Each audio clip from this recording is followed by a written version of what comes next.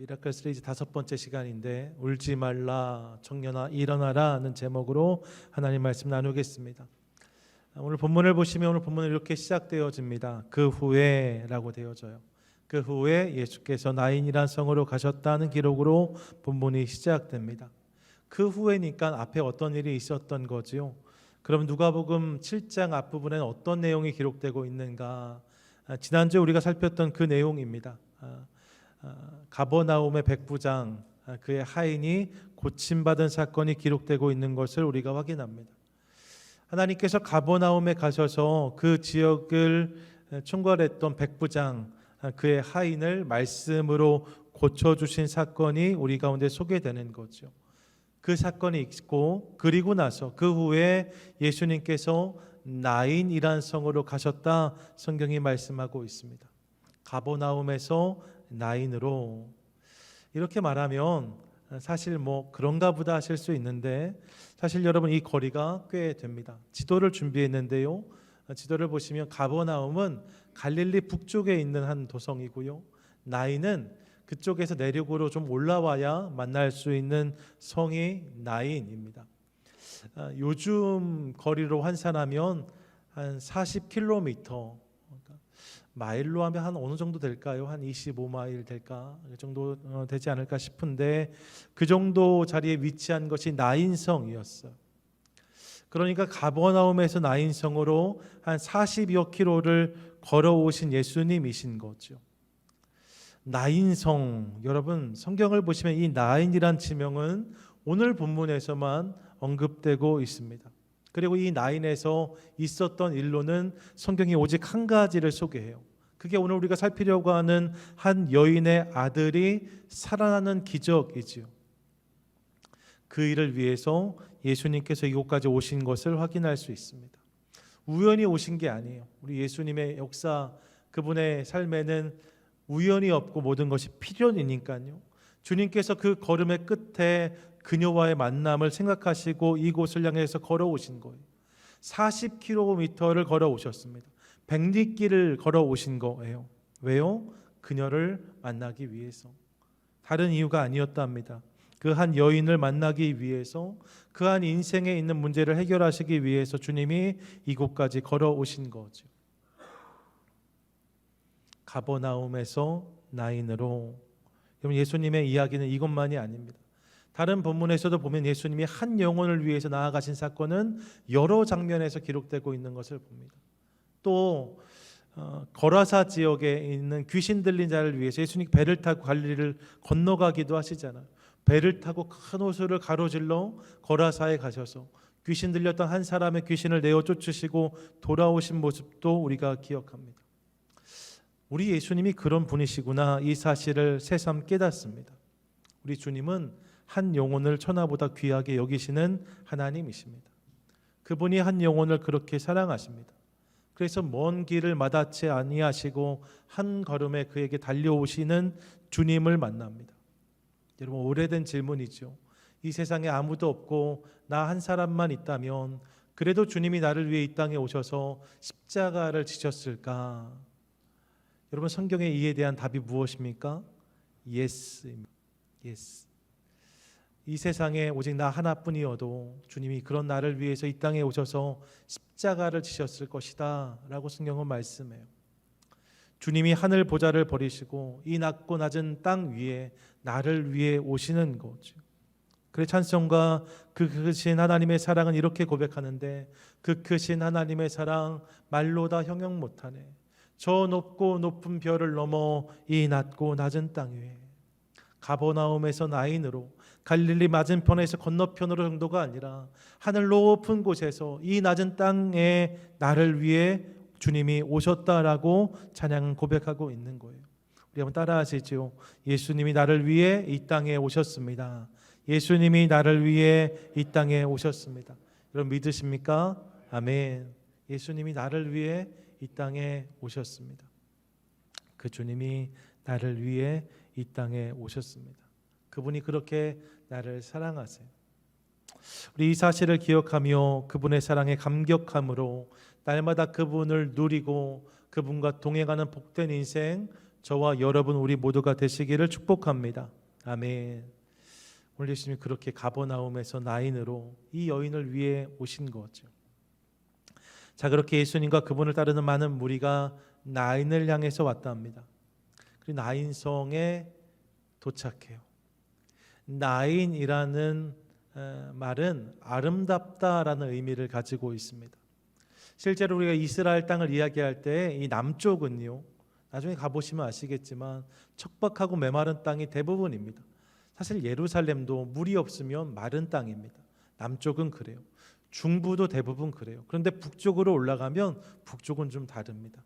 초지가 있고 풀이 나고 나무가 우거집니다. 이 나인의 모습이 어떤가 제가 사진 하나 준비했는데요. 이게 오늘날 나인성의 모습이에요. 물론 이게 봄이나 겨울의 사진이긴 한데요. 북쪽 동네에 올라가면 이런 모습을 만날 수 있습니다. 갈릴리 주변과 그 인근에 있는 도시들 가운데 이런 푸르름이 있는 거죠.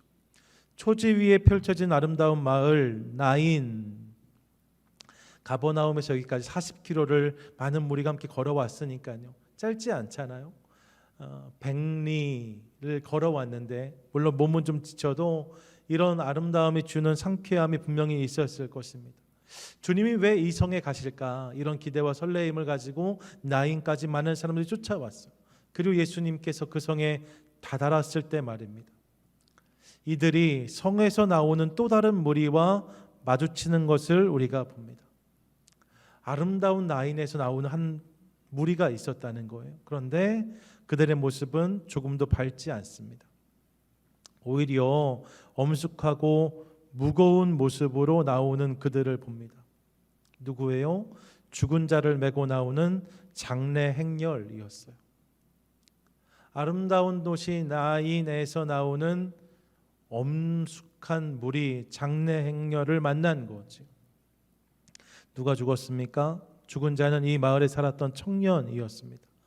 그리고 그 뒤에 가장 슬퍼하는 여인이 있었는데 그녀는 그의 홀 어머니였다고 성경이 기록합니다. 여러분, 죽은 자를 청년이라고 부르니까요, 이 사람도 나이가 많지 않아서 세상을 떠난 것이고 그의 어머니 역시 나이가 많지 않았을 것입니다. 죽은 이가 독자인 것을 보면 이스라엘에선 대부분 자녀를 꽤 낳았거든요. 근데 이 청년이 독자였던 것을 보면 아이를 하나 낳은 뒤에 얼마 지나지 않아서 남편과 사별했을 가능성이 커 보입니다. 예, 여러분, 그녀는 일찍 남편을 여의고 아들 하나만 바라보며 살아왔던 여인이었어요. 근데 그녀의 아들 독자 하나뿐인 청년이 세상을 떠난 거죠. 참으로 안타까운 상황입니다. 그녀의 마음을 상상해 보면 정말 세상이, 하늘이 다 무너지는 느낌이었을 거예요. 갑자기 세상을 떠난 아들, 마을 사람들도 상당히 마음 아파했습니다. 마을 사람들 다 그를 알았어요. 그 청년을 알았고 그의 어머니를 알았어요. 일찍이 그가 남편을 여의었을 때 너무 아쉽다 이야기했는데, 그 아들 하나 바라보고 열심히 살아가는 그녀의 모습을 응원했는데 그 아들마저도 세상을 떠나니까 마을의 모든 사람이 다 너무나 애통해하는 거죠. 그래서 많은 사람이 이 장례에 참여하였습니다. 그리고 때가 되어 청년의 시신을 매장하기 위해 사람들이 일어섭니다.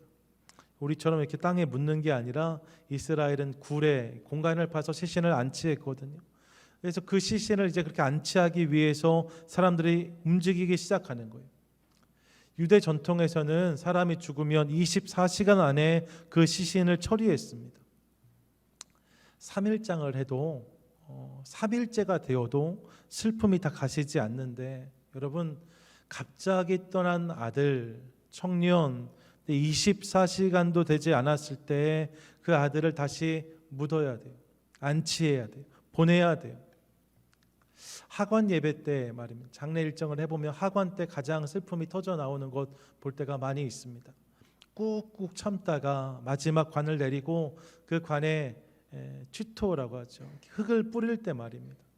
그때 터져 나오는 눈물을 보았던 기억이 여러 번 있습니다.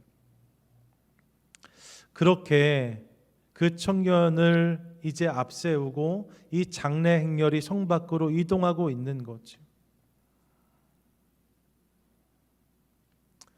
눈물과 곡소리가 뒤섞인 죽음의 행렬이 지금 성에서 나오고 있는 거예요.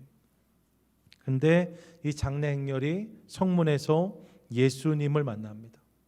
참 생명이신 예수님이 이끄는 무리와 이 죽음의 행렬이 마주치게 된 거죠.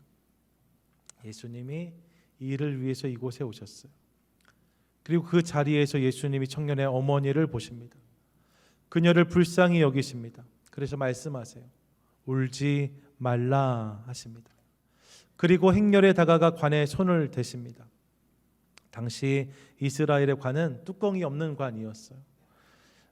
사람이 죽으면 천으로 칭칭 감아서 시신이 그렇게 이제 처리가 된 다음에 그 시신을 그냥 담아서 옮기는 거죠. 이내 또 꺼내야 되니까 말입니다.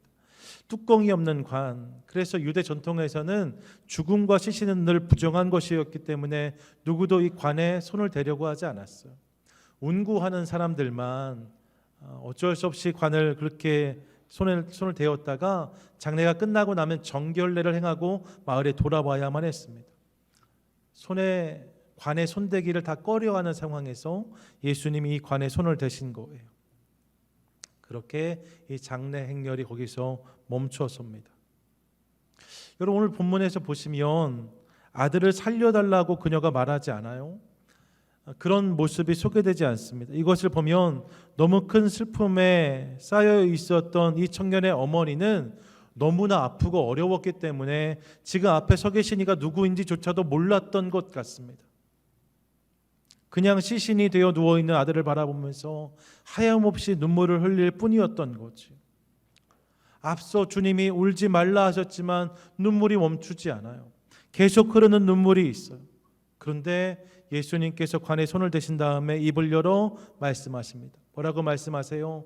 청년아 일어나라 하십니다. 청년아 일어나라. 그곳에 있는 모두가 바랬지만 그 누구도 감히 할 수 없었던 말, 바로 그 한마디가 예수님의 입에서 흘러나옵니다. 청년아 일어나라. 그리고 놀라운 일이 벌어지죠. 어떻게 되어집니까? 15절 보니까 이렇게 기록해요. 15절 함께 읽습니다. 시작. 죽었던 자가 일어나 앉고 말도 하거늘 예수께서 그를 어머니에게 주시니 아멘. 뭐라고 말씀합니까? 본문은 이를 청년이라고 하지 않습니다. 죽었던 자라고 기록해요. 의사였던 누가가 그를 죽었던 자라고 기록합니다. 분명히 죽었던 사람이라는 거예요. 죽을 뻔했던 사람이 아니에요. 죽은 가능성이 컸던 사람이 아니에요. 완전히 죽었던 사람이에요. 근데 그가 일어났다라고 기록합니다. 앉았대요. 그리고 말도 했다고 기록합니다. 모든 사람이 표현할 수 없을 만큼 놀랐을 거예요. 어머니는 다리에 힘이 풀려 주저앉았을지도 모릅니다. 그런 일이 그 자리에 일어났다라고 성경이 말씀해요. 기적이 임한 거예요. 그리고 예수님은 청년을 그녀의 그 어머니에게 돌려주십니다. 그리고 이 일로 말미암아 모든 사람이 놀라고 두려워했으며 예수님에 대한 소문이 온 유대와 사방에 두루 퍼졌다. 이것이 오늘 본문의 내용입니다. 죽음의 행렬이 예수님을 만남으로 생명의 역사로 변한 이야기. 예수님이 아니시면 상상할 수 없는 기적의 사건. 이것이 오늘 나인성 여인의 이야기예요. 예수님이 이 놀라운 은혜를 그날 그곳에 부어주셨다라고 성경은 말씀하고 있습니다. 주님이 이 기적을 그곳에 담아주신 거죠. 오늘 본문을 통해서 주님이 우리 가운데 주시는 몇 가지 음성들이 있습니다. 먼저 본문을 통해 저는 우리가 울 수밖에 없는 존재구나, 이 사실을 새삼 깨달았습니다. 한번 따라하시죠. 우리는 울 수밖에 없는 존재입니다. 우리는 울 수밖에 없는 존재입니다. 여러분, 아니라 하지 마세요. 우리는 울 수밖에 없는 존재입니다. 모든 사람은 태어나면서부터 울면서 태어납니다. 그리고 여러분, 모든 인생은 그 마지막에 울음 속에서 세상을 떠납니다. 주변에 많은 사람들이 눈물을 흘리면서 세상을 떠나요. 그것이 인생의 모습인 거죠. 울음과 함께 왔다가 울음과 함께 떠나는 것이 인생이라고 할 수 있습니다. 왜 울까요? 여러분, 왜 울까요? 여러 이유가 있을 수 있지만 본질적인 답은 무능이라고 말씀드리고 싶습니다. 우리 힘으로 어쩔 수 없기 때문에 우는 거예요. 갓 태어난 아이도 스스로 할 수 있는 것이 없기 때문에 우는 것이고, 마지막 순간 역시 너무 아쉽고 너무 슬프지만, 그래서 이 이별을 유예하고 싶고 붙잡고 싶지만 그렇게 할 수 없기 때문에 우는 거예요. 여러분, 우리의 무능이 우리로 울게 합니다. 울고 싶어라 노래 다 기억나세요? 울고 싶어라. 그렇게 노래하지만 사실 여러분, 울고 싶은 사람은 하나도 없을 거예요. 가능하면 울기보다는 웃으며 살고 싶은 마음이 우리에게 있습니다. 누가 울면서 살고 싶겠어요? 웃으며 살고 싶지. 하지만 여러분, 울 수밖에 없는 순간을 만나는 것이 인생인 것을 인정하지 않을 수 없습니다. 내 힘으로 안 돼서 울어요. 내 지혜로 안 돼서 울어요. 내가 할 수 있는 것이 하나도 없음을 깨달을 때, 내 능력의 부족함을 깨달을 때, 내가 하나도 변화시킬 수 없다는 사실을 인정하지 않을 수 없을 때, 거기서 흐르는 눈물이 있습니다. 오늘 본문의 여인도 그랬을 거예요. 어찌 그녀라고 행복한 날들을 꿈꾸지 않았겠습니까? 그녀 역시 행복이 가득한 내일을 기대했을 것입니다. 웃고만 살고 싶었을 거예요. 하지만 그녀가 만난 현실은 그렇지 않았다는 거잖아요. 결혼한 지 얼마 안 돼서 남편이 세상을 떠납니다. 아들 하나 남기고, 하나뿐인 아들을 크게 의지하였지만 그마저도 안타까운 죽음을 맞이했답니다. 부정하고 싶고 피하고 싶은 일들이 그녀의 삶에 들이닥칩니다. 버겁고 힘든 일들이 그녀의 인생에 찾아옵니다. 하지만 그 앞에서 그녀가 할 수 있는 일은 하나도 없었다는 거예요. 그녀가 할 수 있는 일이 없어요. 그녀가 이것을 변화시킬 수 없어요. 그래서 그녀가 오늘 울고 있어요. 그녀와 함께했던 사람들도 마찬가지입니다. 그녀의 상황이 너무나 안타까웠지만 누구도 그녀의 문제를 풀어줄 수가 없어요. 그래서 그들이 할 수 있는 유일한 일은 함께 걸으며 울어주는 것뿐이었어요. 예수님이 오시기 전까지 그곳에 있는 모든 사람은 다 우는 사람들이었습니다. 여러분, 우리는 울 수밖에 없는 존재예요. 그들만 그런 게 아니죠. 동일한 모습이 오늘 우리에게도 있습니다. 우리 역시 인생에 찾아오는 근본적인 문제와 아픔을 해결할 수 없습니다. 근본적인 질문에 대한 답이 나에게 있지 않습니다. 또 넘어지고 또 흔들리지만 자꾸만 무너지는데 그 자리를 피하지 못합니다. 그래서 존재에 흐르는 눈물이 있어요. 다른 이들의 눈물을 멈추게 할 수도 없습니다. 그래서 우리는 울 수밖에 없는 존재예요. 오늘 우리 중에도 그렇게 울고 계신 분들이 계실 수 있습니다. 마음에 흐르는 눈물이 있는 분들 있을 수 있습니다. 해결되지 않아서, 풀리지 않아서, 답을 얻지 못해서 흐르는 눈물이 나에게 있을 수 있습니다. 여러분, 그게 이상한 게 아니에요. 원래 그런 거래요. 인생은 울 수밖에 없는 존재구나, 이 사실을 깨닫습니다. 그런데 성경은 그런 우리를 불쌍히 여기시는 분이 계시다라고 말씀하고 있어요. 그런 우리를 불쌍히 여기신다. 누가요? 누가 그러세요? 예수님. 우리 예수님이 그런 우리를 불쌍히 여기신다고 성경이 말씀합니다. 오늘 본문을 보시면 예수님은 하염없이 울고 있는 여인을 보십니다. 그리고 그녀를 불쌍히 여기셨다라고 본문이 기록해요. 불쌍히 여기셨다는 단어 말입니다. 이 단어가 헬라어로 보면 스플랑크니조마이란 단어인데, 단어의 뜻은 불쌍히 여기다, 동정심을 갖다라는 의미예요. 그 당시 헬라어로 얼마든지 표현될 수 있는 단어가 아닐까 싶습니다. 스플랑크니조마이 말입니다. 그런데 주목해야 될 게 있어요. 그게 뭐냐? 헬라어로 기록된 성경이 신약 전체인데 그 신약 전체 속에서 이 단어가 딱 12번 쓰여요. 딱 12번 쓰이는데 그 12번이 다 어디에 등장하냐면 복음서에만 등장해요. 다른 성경에는 이 단어가 등장하지 않습니다. 스플랑크니조마이라는 단어는 복음서에만 사용돼요. 그리고 비유의 말씀을 제외하면 이 단어가 사용될 때 주어는 항상 누구세요? 예수님이셨어요.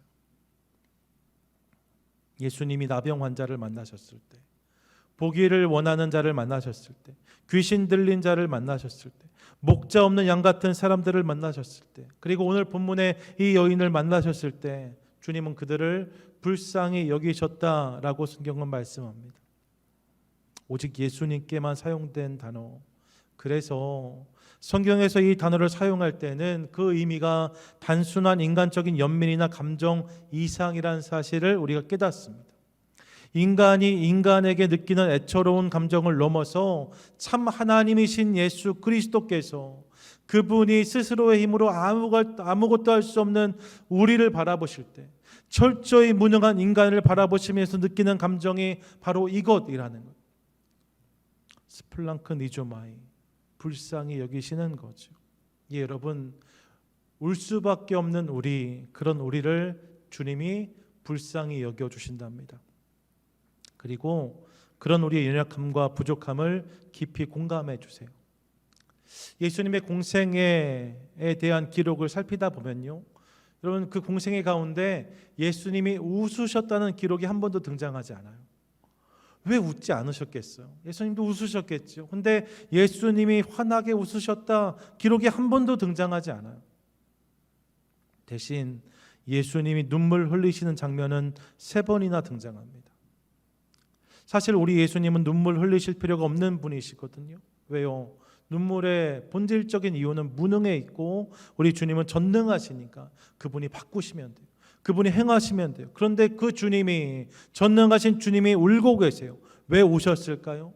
인생의 무력과 무능, 무지, 연약함과 부족함을 아시고 공감하셨기 때문입니다.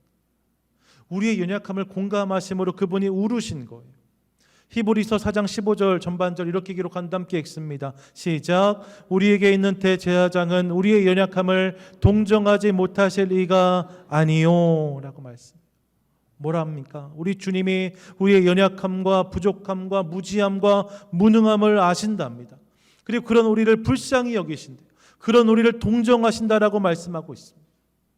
그런 우리를 아시고 그런 우리 때문에 안타까워하신다는 거예요. 저는 이 사실을 묵상하면 위로가 됩니다.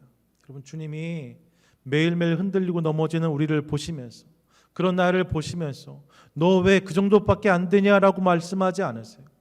너 왜 그 정도밖에 못하냐라고 묻지 않으세요. 네 탓이다라고 말씀하지 않으세요.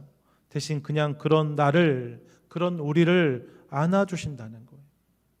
그런 우리의 연약함을 깊이 공감하시면서 그런 우리를 보듬어 주신다라고 성경이 말씀하고 있어요.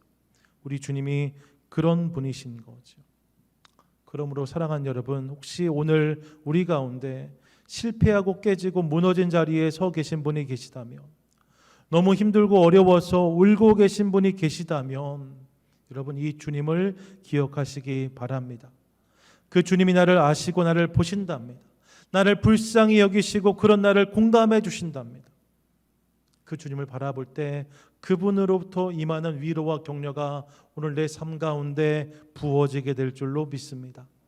이 사실을 기억하며 나를 아시고 나를 잡으시는, 나를 불쌍히 여기시고 나의 아픔을 공감하시는 주님, 그분을 부르는 저와 여러분 우리 모두가 되시기를 축복합니다. 아멘. 그 주님을 봐요. 더불어 중요한 것이 있죠. 그것은 주님이 그렇게 저를 불쌍히 여기신 다음에 그 울음을 그치게 하셨다는 거예요. 그리고 눈물을 웃음으로, 슬픔을 기쁨으로 바꾸어 주시는 것을 우리가 확인합니다. 여러분, 본문을 보세요. 예수님이 울고 있는 그녀를 보시며 하신 첫 번째 말씀은 울지 말라였습니다. 13절 울지 말라. 주님의 울지 말라는 말씀이 위로가 되죠. 그런데 여러분, 그게 끝이 아니에요. 그리고 나서 주님이 다시 한번 입을 열어 이렇게 말씀하십니다. 14절 뭐라고 말씀하세요? 청년아, 내가 내게 말하노니 일어나라 라고 말씀하세요. 청년아, 일어나라. 여러분, 만약 불쌍히 여기셨다가 끝이었다면 말입니다. 주님이 나를 불쌍히 여기셨다, 그것이 전부였다면 물론 위로가 돼요. 격려가 돼요. 하지만 거기가 끝이에요. 변화와 회복은 기대할 수가 없어요. 위로는 받지만 다시 그 아픔의 길, 다시 그 절망의 길을 걸어갈 수밖에 없어요. 그런데 성경을 보시면 우리 주님은 울지 말라 말씀하신 다음 일어나라 라고 말씀하십니다. 일어나라 라고 말씀하세요. 죽은 자에게 살아나라고 말씀하십니다. 우리 주님이 거기까지를 말씀하시는 모습을 우리가 확인합니다. 그리고 이를 통해서 그날 그곳을 짓눌렀던 슬픔과 애통이 거치는 것을 보는 거죠. 그것이 사라진 거예요. 죽었던 자가 일어나고 앉고 말도 하거늘. 그리고 그녀가 이 청년을 다시 살아있는 아들로 받게 됩니다. 사랑하는 여러분, 우리 주님이 이처럼 참된 변화, 온전한 회복의 주인이심을 믿으시기 바랍니다. 아멘. 우리 힘과 능력으로는 되지 않아요. 하지만 우리 주님은 하실 수 있으십니다. 그분은 우리의 모든 괴로움을 즐거움으로 바꾸실 수 있는 하나님이십니다. 모든 불가능을 가능으로 바꾸시는 분이십니다. 모든 원망과 불평의 조건을 감사의 이유와 제목이 되게 하시는 분, 그분이 우리 예수님이십니다. 울 수밖에 없는 우리를 불쌍히 여기실 뿐만 아니라 이제 그 울음이 그치고 기쁨이 터져 나오게 하시는 분, 그분이 우리 주님이신 거예요. 그래서 주님을 만나면 변화가 일어납니다. 주님을 만나면 회복이 임합니다. 영원히 죽을 수밖에 없는 죄인이 영광스러운 하나님 나라의 백성이 되어지고, 죄의 노예로 살 수밖에 없던 우리가 하나님의 은혜로 그분의 자녀가 되는 역사가 임하게 되는 거죠.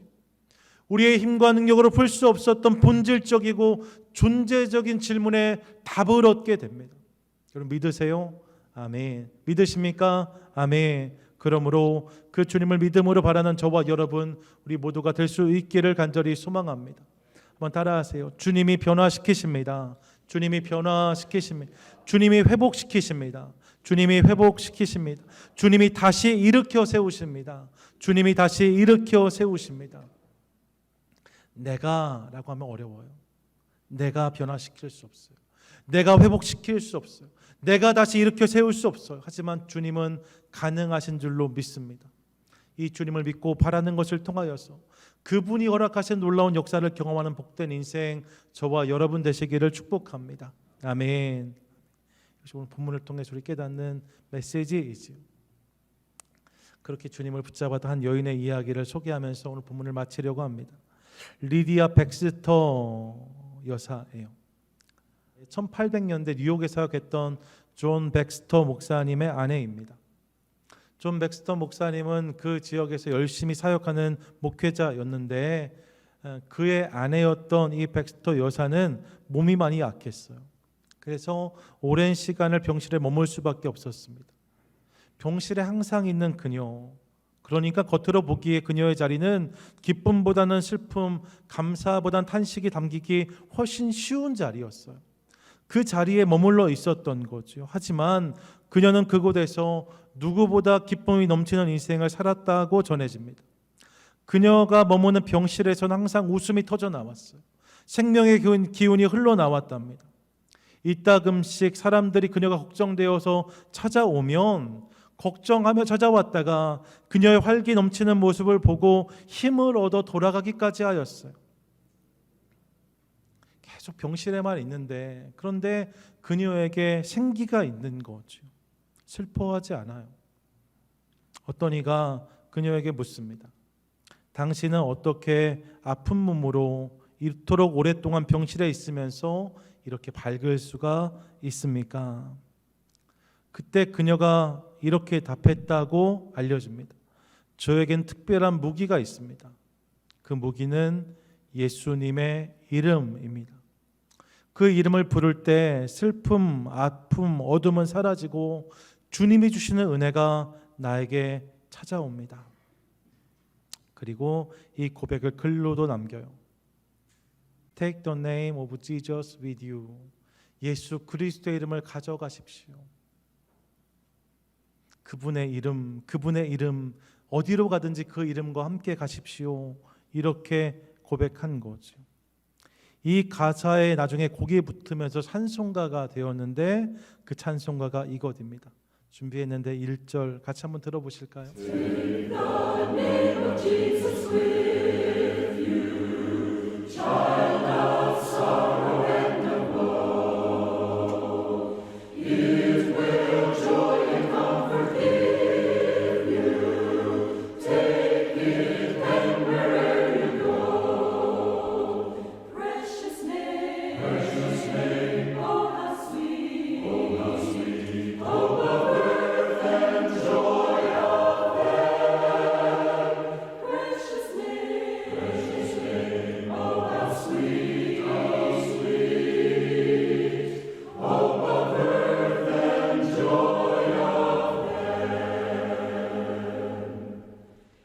여러분, 이 찬송가 제목이 뭐예요?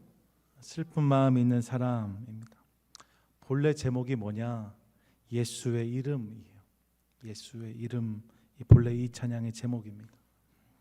이 찬양을 우리가 이렇게 번역해 놓았어요. 슬픈 마음 있는 사람, 예수 이름 믿으면 영원토록 변함없는 기쁜 마음 얻으리.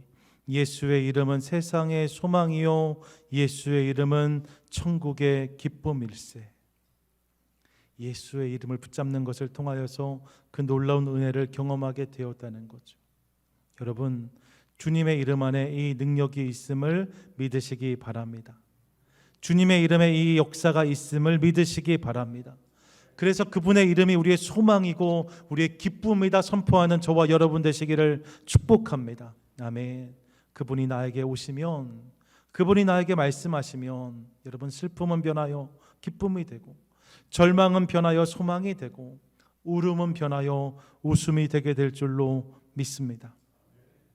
이를 믿으며 날마다 그 이름을 붙들고 부르는 것을 통하여서 울 수밖에 없는 존재, 우리의 삶 가운데 우리가 행할 수 없는 놀라운 변화와 회복을 일으키시고 놀라운 은혜, 역사, 기적을 부어주시는 하나님, 그분을 경험하는 복된 인생 저와 여러분 우리 모두가 되시기를 주님의 이름으로 간절히 축원드립니다.